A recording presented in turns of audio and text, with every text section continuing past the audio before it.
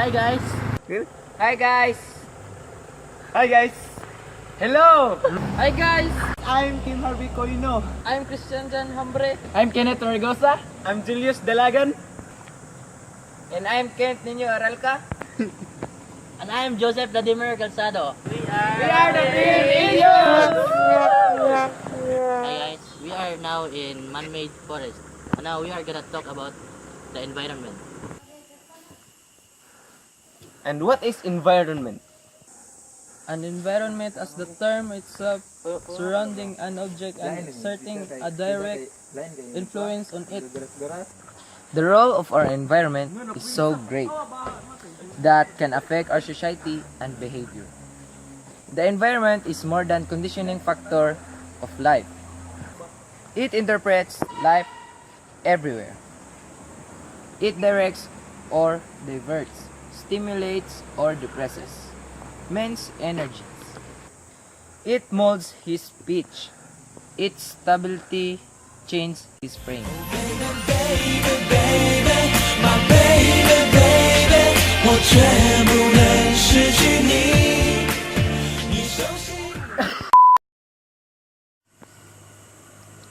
It is entirely and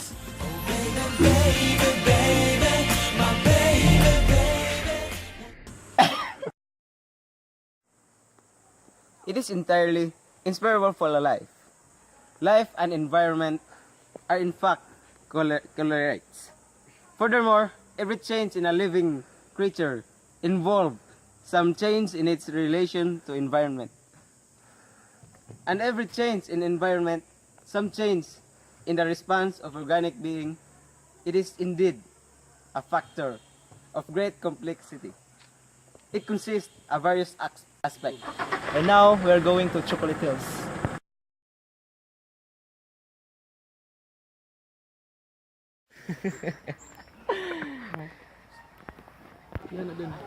Oh, kasyo. Wala.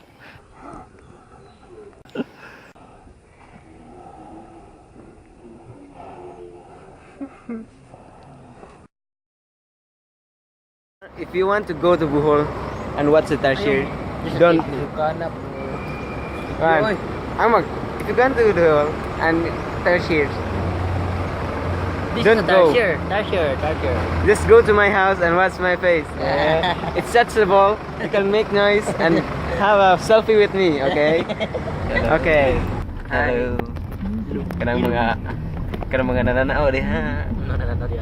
Like, share, and subscribe. Kanang mga unggoy diha nananaw namin. Morning now nga gisayangan. Wala. Bida, tayo nagmahal din mo yos. Ayaw mo siguro. Hindi, pag-ibiyaan ko sa siminta. Ano to?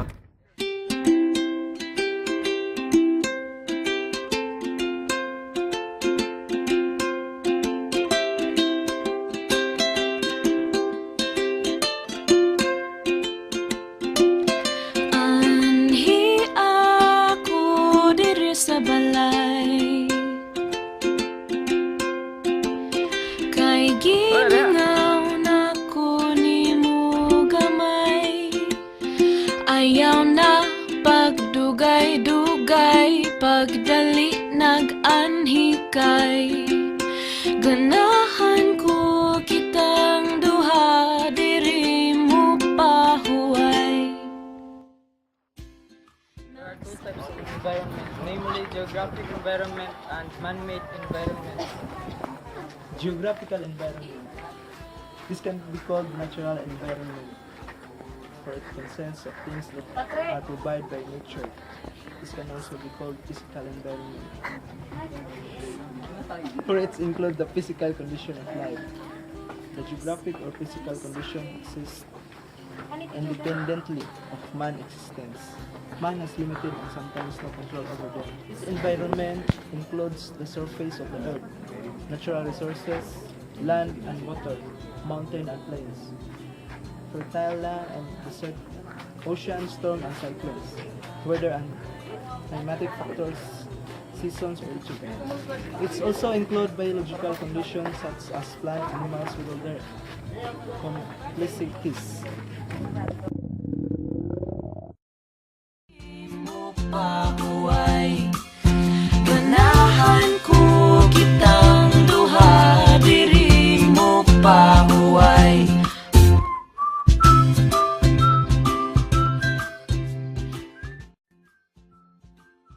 Environment.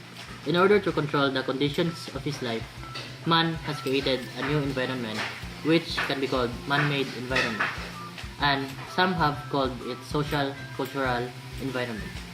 It can be subdivided into two types: outer environment and inner environment. The outer environment.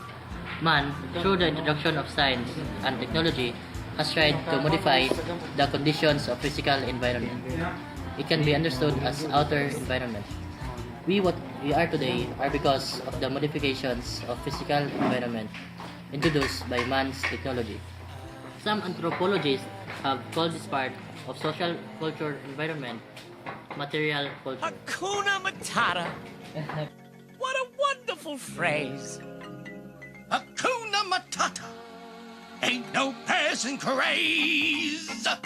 It means no worries for the rest of your days. It's our problem-free philosophy. Hakuna Matata. Oh, there's Cuyno is walking. And Kenneth is following.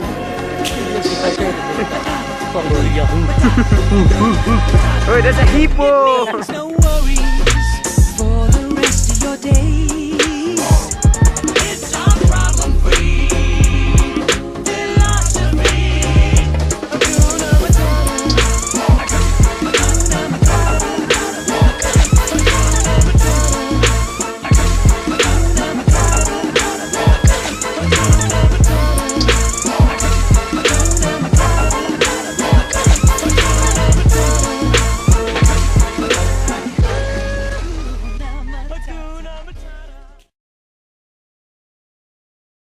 The inner environment is the society itself. It is the social environment and endures only so long as a society endures. It consists of the organization and regulation, the tradition and institution. It includes the folkway and more and custom which every human group provides for man. This environment is also known as social heritage and sometimes referred to as the order of non-material culture. The social heritage is the necessary contribution for human social life to arise and to continue. It has a profound influence for man's life. Artificial environment, which refer to a modified for a physical environment, and the economic environment, which refer to all the things of human creation that have great economic value, can be understood as a nothing but two aspects for the man-made environment.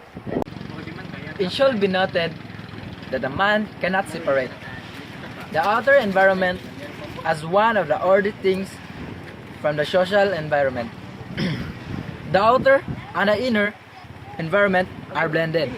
For example, the land which we bring under cultivate Cultivation is more than a land. It is a form of property. It is often worshipped also, as the Hindus do. The houses are also home that represent the institution of family. Thus, the various factors of the total environment, the physical, the inner, and the outer, are merged together and are experienced. So, how can environment affects us?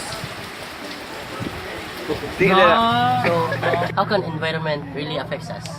Well, as you see earlier in this video, we showed you that we went to a trip here in Bohol, Philippines. We went to man-made forest, we went to see some tarsiers with some monkeys, we went to chocolate hills, and even climb mountains. So, expect us to showcase more than the geographic environment rather than the man-made environment. So, but first, we will talk about the man-made environment. So, how can man-made environment affects us? Well, as we grow up as a child, our environment around us, like our parents, our friends, our relatives, greatly affects us who we are. Our culture, our traditions, our parents' deeds. Like, if your parents are good, there's a big chance that you will be a good person. If your parents are like drug addicts or gamblers, there's a big chance that you will become a criminal. So now, we will talk about how geographic environment affects us. So, how can geographic environment affects us? Well, this kind of environment doesn't just determine whether humans can live in a certain area or not. It also determines people's lifestyles as they adapt to the available food and climate patterns. As humans have migrated across the planet, they have had to adapt to all the changing conditions that they were exposed to. This kind of environment doesn't just mean like our nature. It means the surroundings around us, like in your house. If your house is dirty, like messy, it reflects who you are. You are a dirty person. But if your house is neat, clean, and you have proper waste disposal, you are a clean person. And another thing, geographic environment means the nature.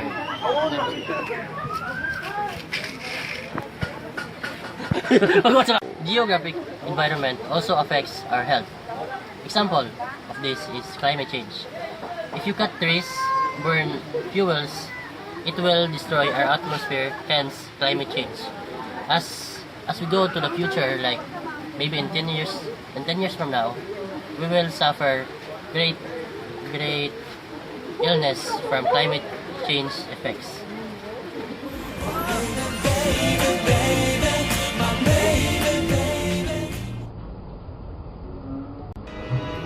Ano na?